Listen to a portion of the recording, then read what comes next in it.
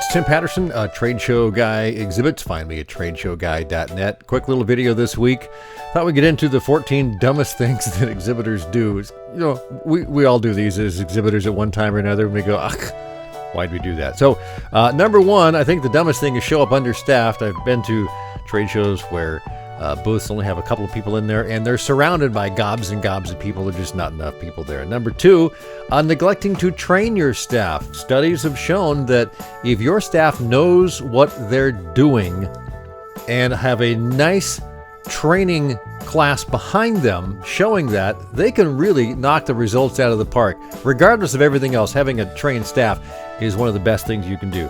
Number three, what happens if you don't have a plan? You just show up and you set up the booth and you start talking to people. Yeah, you might get a few good things out of it, but if you have a plan, things might work a lot better. Number four is forget to update the graphics to reflect new products and services, because, you hate to put last year's or the year before's, or, I've actually talked to exhibitors who've been taking the same booth for 10, 15 years, and they don't see any need to, update the thing. Next, number five, don't keep the booth clean. This is pretty important, especially when you're giving out a lot of samples like food and stuff. I would think so. Number six, ignore visitors. People come up and you have your arms crossed, or your body language says stay away, or you're just like, someone else. Oh, okay, I guess I'll wander over there and talk to them. Number seven, waiting until the last minute to make exhibit upgrades. I mean, this is one of those things, if you wait till the last minute to do anything, exhibit planning, execution, because these things usually take more time than you think. This is kind of pre-show stuff, but talk to your graphic designers, your production people, make sure that if you have something important to do to make sure your booth is up to date, get it done way ahead of time. Number eight, of course, is to treat the trade show trip as a party. 3 a.m.? Let's go out. I only got to be at the booth at 8:30, right? Number nine, bringing a generic brochure when you have a specific product or service. Now, certainly sometimes a generic brochure is appropriate, but a lot of times if you've got really specific information that you want to get out to people, and it's a brand new product or a new launch or something like that, you want to make sure you have information that relates to that.